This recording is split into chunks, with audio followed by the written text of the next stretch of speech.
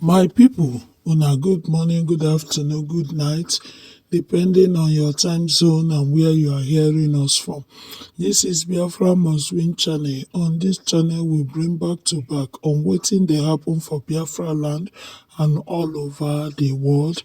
Nnamdi Kanu in court. Hear the news in detail. Please do well to like, share, comment, and subscribe. God bless you. This is a breaking news. Nnamdi Kanu was again in court today.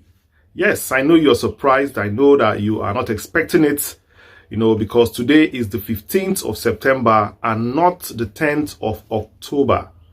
So yes, confirmed. This is a confirmed news. Nnamdi Kanu in court today, and I'm here to bring you exclusive because this is a breaking news and this one happened unexpectedly. In fact, I will call it an emergency session that held today. So fasten your seatbelt and listen to whatever I'm about to tell you because we only give out the facts here and nothing more. Nnamdi Kanu was again in court today, and this time it was bordering on a very important issue surrounding his health and his life. Nnamdi Kanu is seriously sick.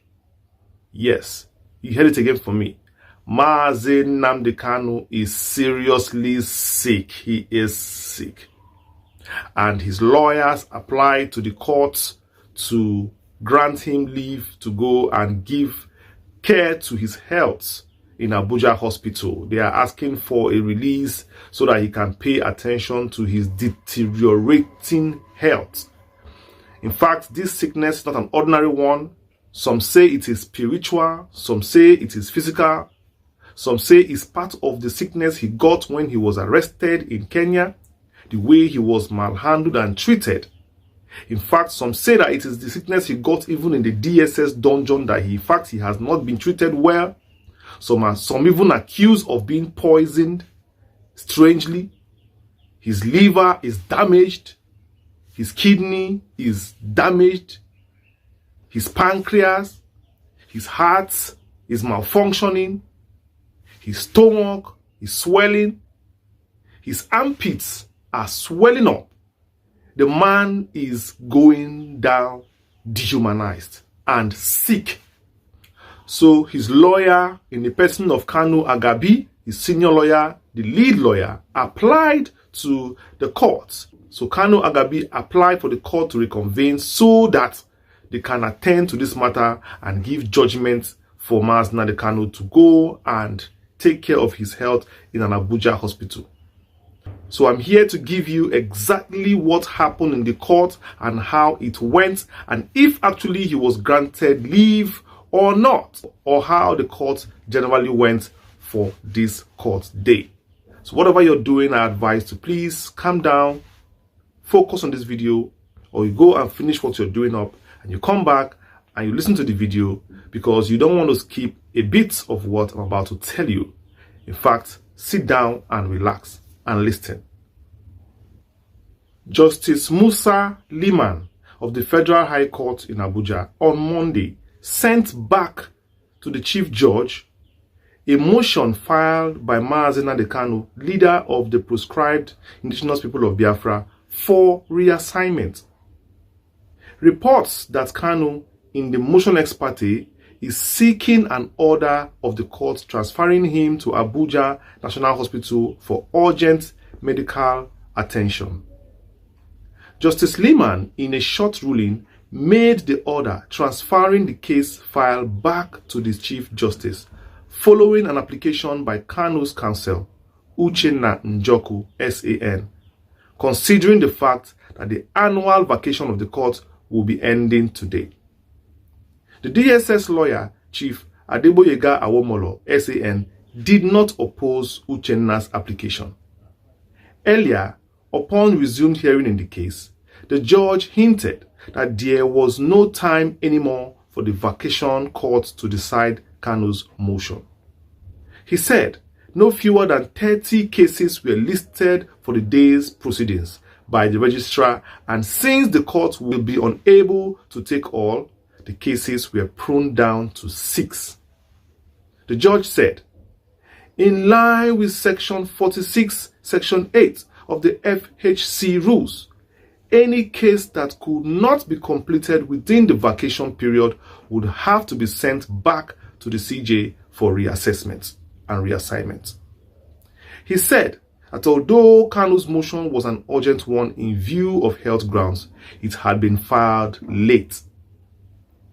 Responding, Awomolo said that in case management, the court had the overriding decision on which case to hear and which case not to hear. Your lordship cannot perform magic, he said. Njoku said that the application dated 1st September was filed on the same day.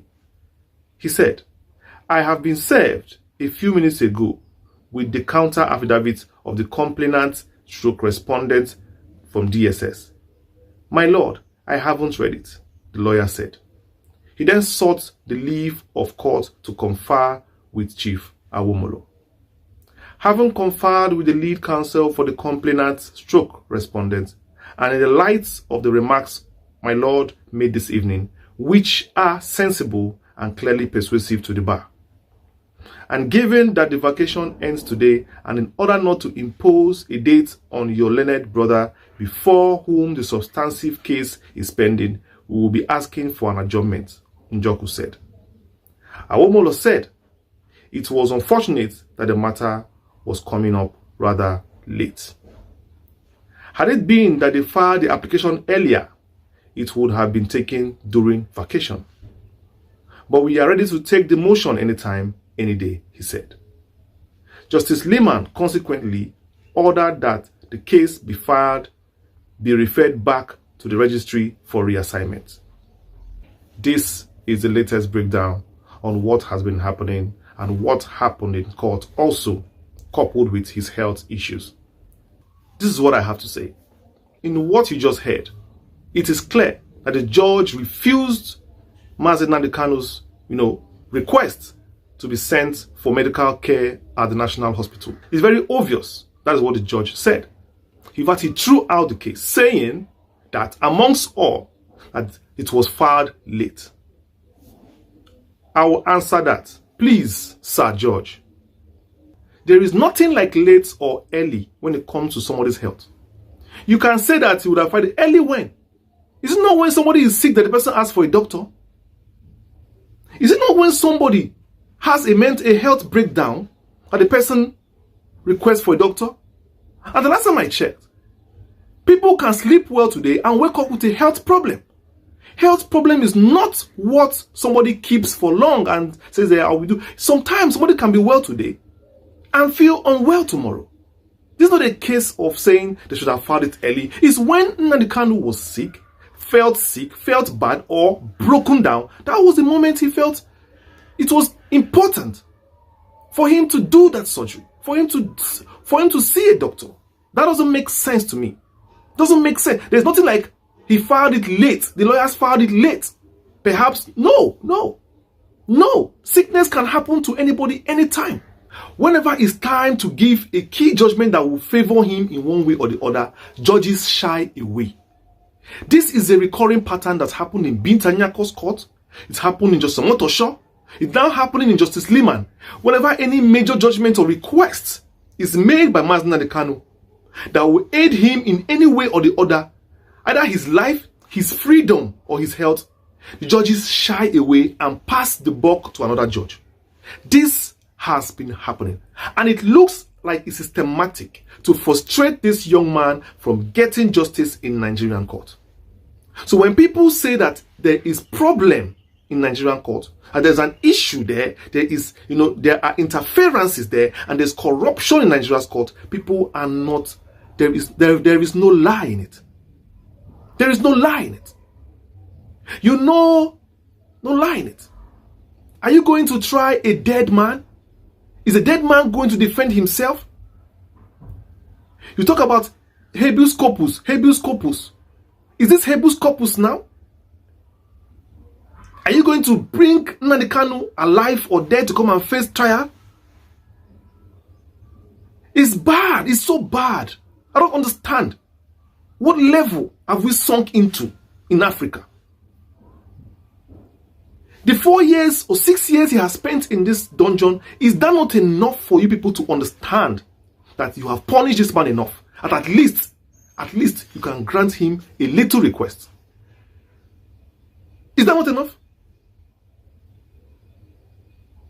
Let us stop playing. Let us stop playing and come out open. Whatever we are doing right now looks very, very shady and scary.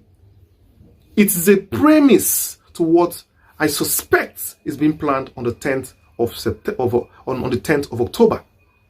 Because if you plan to release Nnamdi Kanu on the 10th of October, or you plan to give him a favorable judgment, you will not be afraid to give him his medical health treatment now.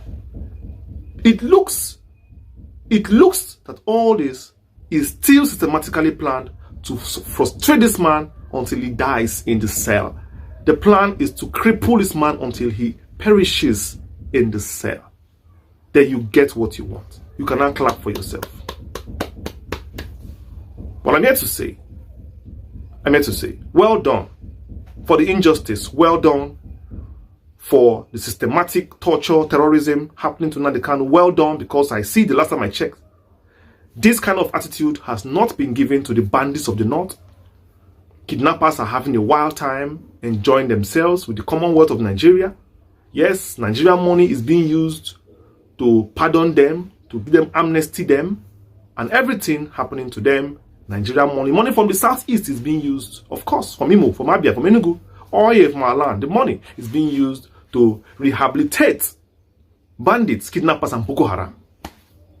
But our youths here, who you should talk to and negotiate with them and discuss with them, you push them away.